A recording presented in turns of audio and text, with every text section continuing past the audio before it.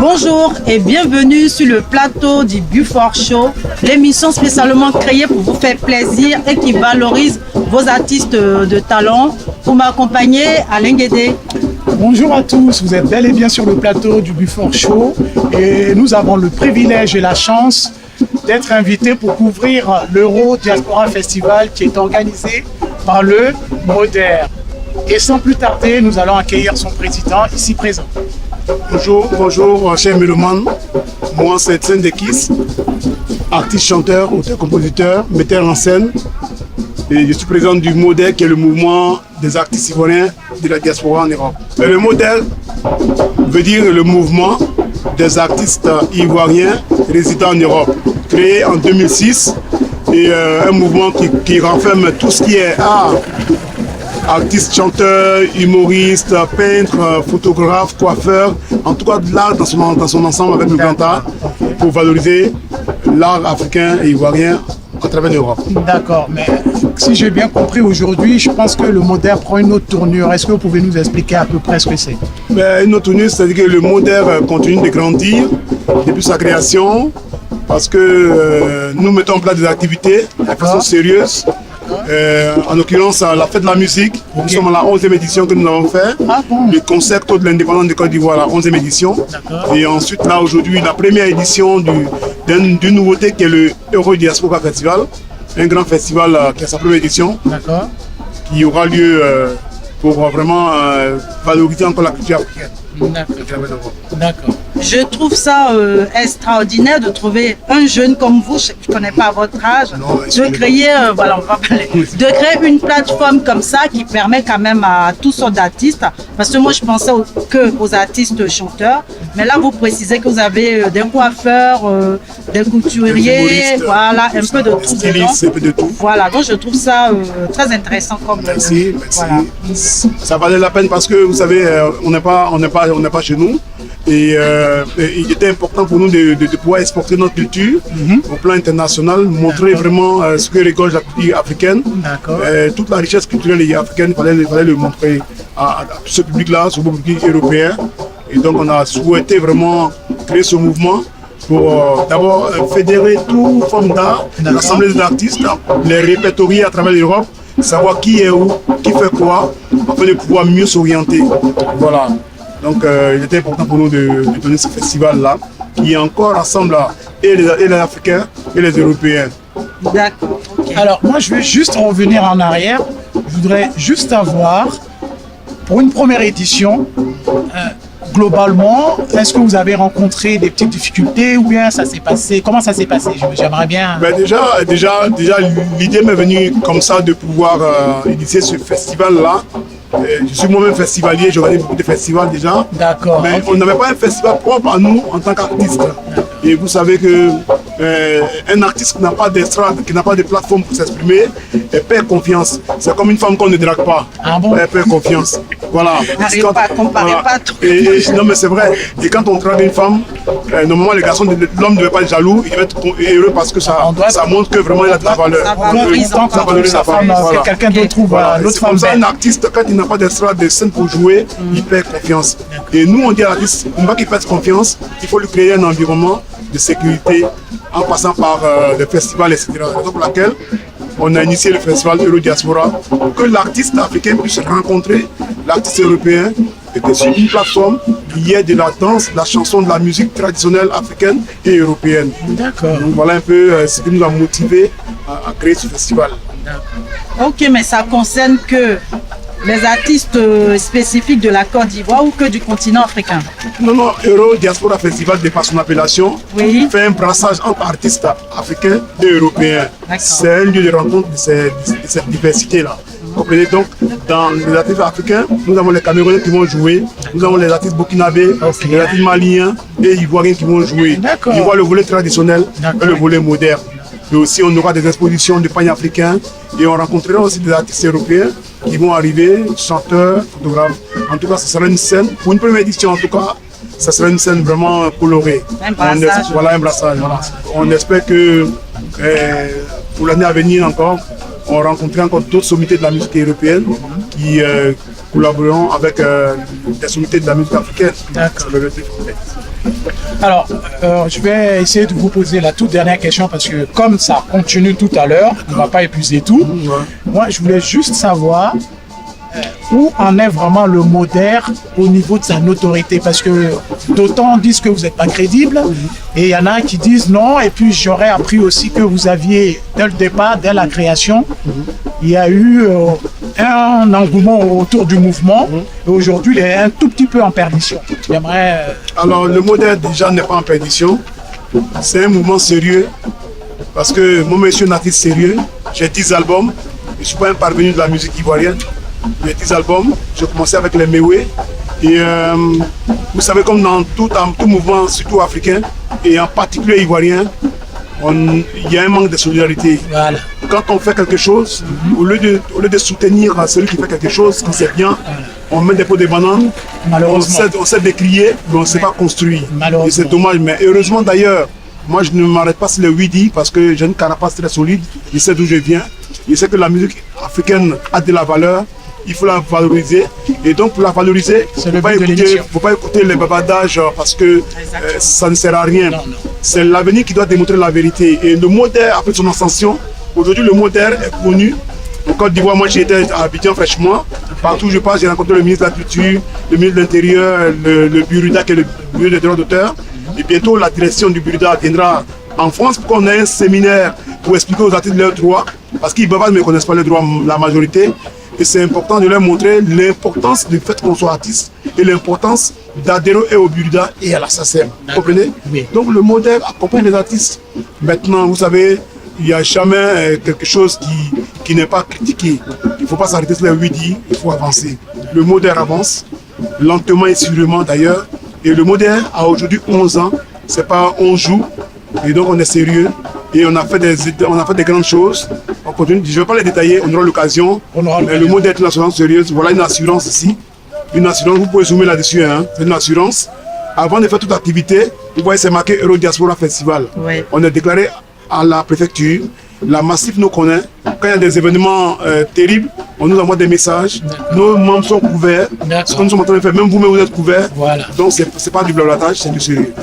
Donc on est vraiment dans du sérieux, comme on devrait l'être. Tout le monde devrait l'être. On est en France, on est en Europe, il faut être légal, il faut suivre les procédures. D'accord. Solange, je vais te laisser le dernier mot de la fin. La conclusion. Donc on vous remercie, Président, d'être passé sur notre plateau et on vous dira à tout à l'heure puisque ça continue. Oui. Ça continue jusqu'à quelle heure? Jusqu'à l'aube. Hein. Jusqu'à l'aube. Ça c'est la première édition. D'accord. L'édition prochaine, on est à 3 jours non-stop. Carrément. Et donc on vous attend pour apprécier la valeur artistique. On sera là. On a pris rendez-vous. Donc rendez-vous pour ce soir pour l'after. Donc vous prévenez bien les gens. Oui. Après, on vous prend et on fait le bilan. Il n'y a pas de problème. Merci beaucoup. Merci à vous. Merci. À bientôt. Et à tout à l'heure. Bonjour à vous. Merci pour l'invitation. Merci. Comment tu vas? Très bien. Très Toujours bien, aussi stylé. Merci. Franchement, tu changes tout le temps de look. Merci. Quelle est ta couleur préférée de look? Le rouge. Ah, le rouge. Le rouge. Elle aime bien le rouge. Voilà, j'aime très bien. Moi, je suis un peu dans les questions un peu plus sérieuses. D'accord. Alors, donc, tu veux dire ma question? Non, je n'ai pas dit ça. Ce que je voulais savoir, oui. Vous faites partie du Moderne. C'est ça. Tu organises ce festival. Bien sûr. Quel est votre rôle précisément au Moderne? Je suis vice-présidente chargée de l'Europe, c'est-à-dire je suis celle qui véhicule tout ce qui est message au niveau de Paris à tous les artistes ivoiriens qui sont dispersés en Europe. Donc je suis chargée de l'Europe et vice-présidente du Moderne. Ok. Quelle est l'actualité d'Atito? Bon, je reviens fraîchement de la Côte d'Ivoire où j'ai fait. J'ai remarqué parce que ça se voit ta bonne mine. Oui, merci. Elle a de la chance. Merci beaucoup. Je t'ai appelé à honorer beaucoup de rendez-vous parce qu'avec la promotion qu'on a en vacances comme ça, oui. On profite un peu d'aller voir aussi les parents. C'est vrai. Ça a été une très belle aventure parce que j'ai été vraiment accueillie comme une princesse. Et là, je suis revenue aussi avec plein d'idées. Je prépare un live aussi en 2018. Eh ben, dis donc. Voilà. Je prépare un live en 2018. Ah oui, il faut. Et parce que moi, mes mélomanes attendent beaucoup de moi. Ils savent qu'aujourd'hui, Fabrice Atito est danse. Oui. Mais aujourd'hui, comme j'ai bridé aussi la carrière de chanteuse, qu'est-ce qu'elle peut faire? Je me suis dit, bon, il est temps que je passe au live, montrer un peu que on n'est pas, on peut apprendre et puis faire des choses mieux. Donc, je prépare ce live-là qui est très important pour moi. Comme je l'ai dit, ça sera un spectacle défi. J'espère que je vais le relever. Et... pas de problème, normalement. Voilà. Vous avez le talent. Hein. Oui. Et je suis un spectacle parce que je suis présidente aussi de l'association des artistes de Guibérois. Oui, voilà, d'en parler. Voilà. Donc, nous sommes invités aussi à un grand festival au niveau de Londres. Ça sera en avril prochain. Donc, ces 2 grands rendez-vous-là, voilà, ça me tient à cœur et je suis dessus à fond, comme on le dit. D'accord. Ok, Fabrice Atito, moi je vais un peu revenir au Moderne, une fois de plus encore. Oui. Sur le plan personnel, depuis que vous êtes au Moderne, ça vous a apporté quoi? Le Moderne particulièrement une sérénité parce que je suis entourée d'artistes et puis c'était pas facile pour moi en tant que danseuse de rentrer dans le milieu. Je pense que le Moderne m'a épaulée, m'a mise en confiance, m'a prouvé que j'étais capable de faire beaucoup de choses, surtout avoir confiance en moi. Et puis moi je pense que être en groupe comme ça avec des artistes, souvent on dit non, il y a des querelles entre nous, on s'entend pas. Voilà, voilà, mais cette idée est là et moi au Moderne, franchement, je peux dire que voilà, c'est une famille pour moi. Voilà, c'est une famille, donc voilà ce qu'ils m'ont surtout apporté, avoir confiance en moi. Et puis comme on le dit, le dynamisme Fabrice Atito aussi fait que voilà, mon rôle je le prends au sérieux.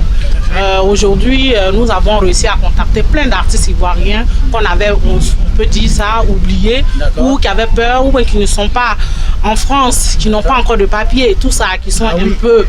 Mais nous, on a réussi à les sortir, parce que ça, c'était un projet qui me tenait à cœur. J'ai parlé avec le président des KISS, on a essayé de mettre ça en place. Ça fait partie du Moderne. Voilà, ça fait partie du Moderne, ça commence à donner forme. Et là, bientôt, moi, j'ai une tournée spéciale dans toute l'Europe pour essayer de tirer un peu mes frères vers le Moderne. Donc je pense que voilà, vice versa, c'est que Fabrice apporte, que Fabrice a eu. En gros, vous devenez une ambassadrice du Moderne. Très important. Oui, disons ça, parce que comme je suis chargée de l'Europe, de tous les artistes qui sont en Europe, même ceux qui ne sont pas sur France, je suis obligée de partir à Bruxelles, aller vraiment voilà, prendre des photos avec eux, venir faire le compte rendu. D'accord. Voilà, donc c'est un peu ça. Du concret, quoi. Voilà, du concret. Voilà. Du concret. Ben, j'ai vu que vous étiez très populaire sur les réseaux sociaux au niveau de votre engouement. Comment se passe-t-il ici au niveau du public? Ça va, moi mon album Béhi a été très bien reçu, ça je remercie tout le monde pour ça. Franchement, je ne m'attendais pas à ça parce que normalement quand on a travaillé. Le travail finit par payer, c'est vrai. C'est vrai, le travail paye. C'est vrai. Mais franchement, après quand on fonce, on ne sait pas sur quoi tomber, donc on a un peu cette crainte. Et puis après, j'ai vu que c'est mon grand frère. Ah oui, oui, c'est la famille. Il y a une petite ressemblance, c'est vrai. C'est des personnes qui m'ont boosté au niveau des Guibérois, qui m'ont dit vas-y, tu es notre artiste, tu chantes, toi tu chantes pas, on est derrière toi. Et puis tu as une énergie aussi qui peut faire qu'on puisse te suivre. On ne peut que te suivre. Voilà, on ne peut que Merci te beaucoup.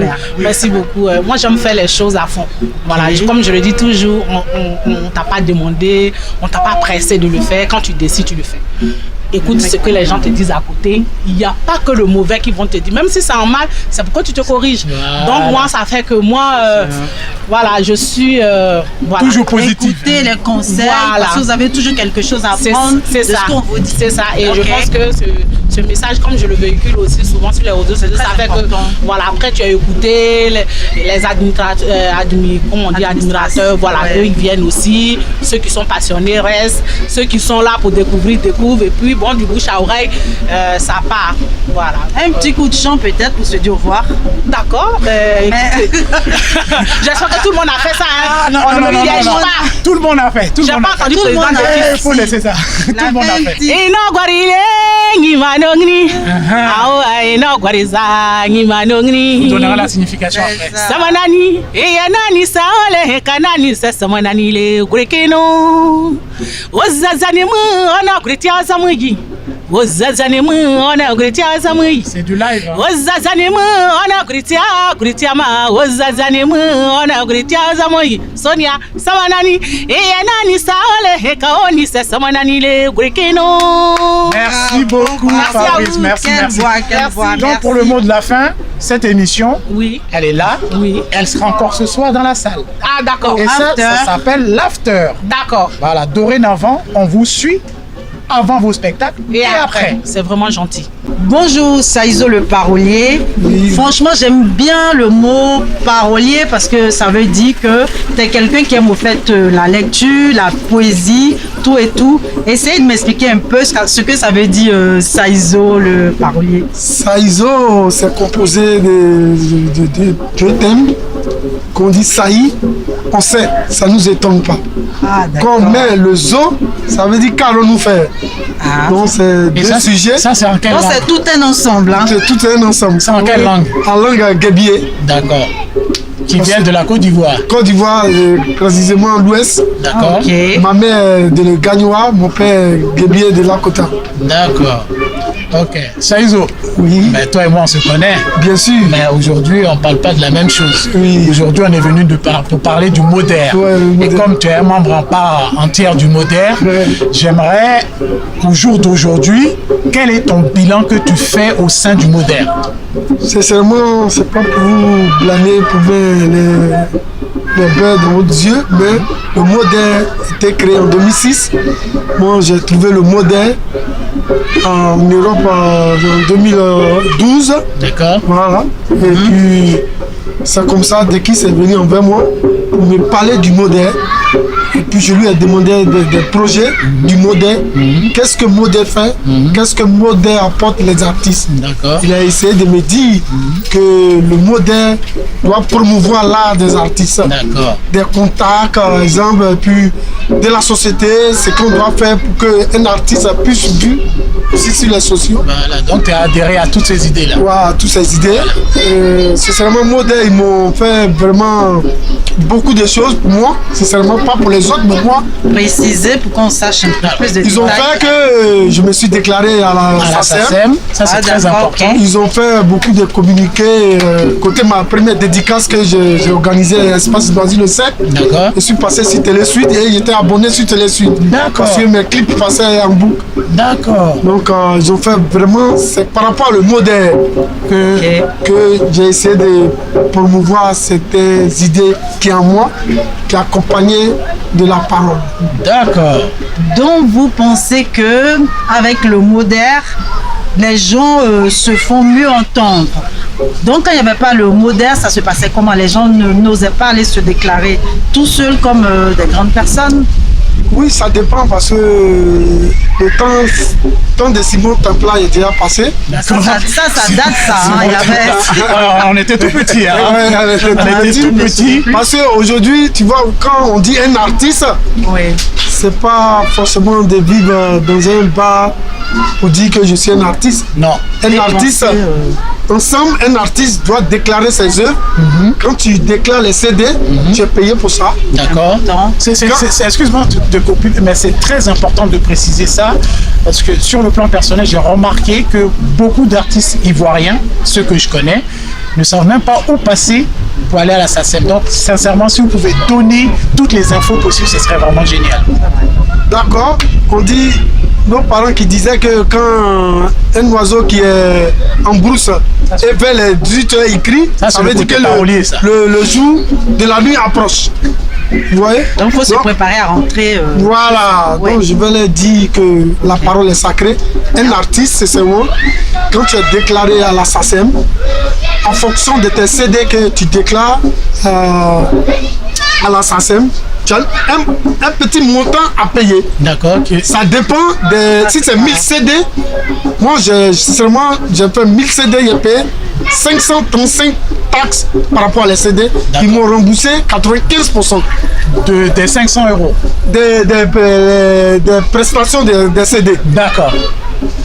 Et après, les droits d'auteur, où ça vient, les radios, D'accord.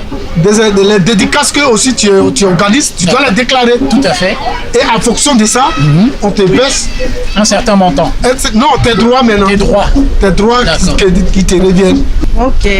Merci beaucoup, Saïzo, pour ces informations. Donc, je vais laisser le dernier mot à... Moi, ce ma que collègue. j'aimerais savoir, est-ce que vous avez un public en France? Et comment comparez-vous les deux publics de l'Afrique et puis le public d'ici?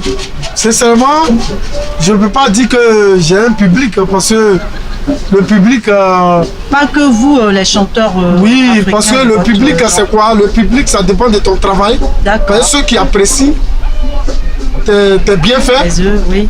ceux qui sont Tes fans. tes fans. D'accord. Voilà, parce que les gens confondent. Quelqu'un peut t'apprécier tout de suite, mais aussi en deux façons. Il rit et puis il dit oh, mais il ne te porte pas des conseils. C'est tes fans aussi te portent des conseils. Mais Ça veut dire que c'est un fan. Mais ça, ce ne sont pas souvent des interprétations aussi. Parce que Non, c'est la réalité de la vie parce qu'aujourd'hui, moi, côté camerounais, parce que j'avais fait avant-hier, la semaine passée, un monsieur du Cameroun qui avait 80 ans, qu'ils m'ont invité et je suis allé chanter. Bon, je me suis dit que la musique n'a pas de frontières. Jamais. J'ai une page à Facebook, Saizo, le parolier officiel, tu verras. Et j'ai un fan club, Saizo aussi, une page que les gens me suivent beaucoup, sincèrement. Mais ça dépend de ton travail, sincèrement. D'accord. D'accord, donc on vous remercie, on vous dit à tout à l'heure pour le after show qui aura lieu vers 22h, 23h. Je pense que ce sera On selon sera là-bas la tout à l'heure. température. Je vous laisse, je vous dis, non, Africa, personne de l'humanité, pourquoi nous souffrons, mais pourquoi les gens n'aiment pas les gens. Oh non, Ça, c'est Saizo. Salut, c'était Saizo le parolier, non, non. Alors, Alain, un petit résumé de l'événement qui s'est passé aujourd'hui. Moi, franchement, je l'ai trouvé excellent parce que pour une première fois dans la diaspora, un événement pareil, ça court pas les rues. Que penses-tu? Alors moi j'ai trouvé magnifique parce que c'est vrai que dans Près les Antilles, souvent ils font des choses qui sont un peu de l'à peu près, mais d'après ce qu'on vient de voir cet après-midi et ce qui est prévu ce soir, Solange, Oui. je pense qu'on n'est pas au bout de l'open dans le bon sens du terme. Donc on va leur donner rendez-vous pour ce soir pour l'after show. Alors je vous explique, c'est l'émission qui va résumer tout ce qui s'est passé dans la journée, tout ce qui se passera dans la nuit. Donc on vous dit à tout à l'heure pour l'after show. Mais on vous attend. Et on s'attend.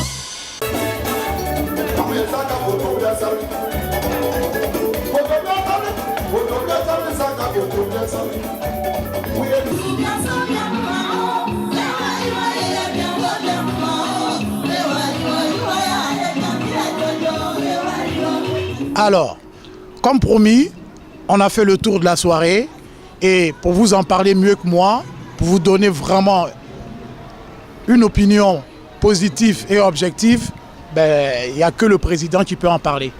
Président, moi j'ai juste une question. Finalement, globalement, qu'est-ce qui en sort de ce premier festival? Le bilan est positif. Pour une première édition d'un grand festival dénommé Euro Diaspora Festival, Oui. mis en place pour les artistes de la diaspora, afin de rencontrer aussi les artistes européens. Je pense que c'est une réussite. Les gens se sont fait prier au départ, D'accord. ils sont arrivés lentement, d'aucuns ont eu peur, mais en fin de compte, les gens se sont bien amusés, D'accord. les artistes sont bien prestés, et c'est ce qu'on voulait. Et nous espérons que la deuxième édition du Euro Diaspora Festival aura encore un autre engouement. Je connaîtra un essor remarquable. Et merci vraiment aussi à nos limites. D'accord. Merci au comité d'organisation du MODER, du mouvement des artistes ivoiriens résidant en Europe.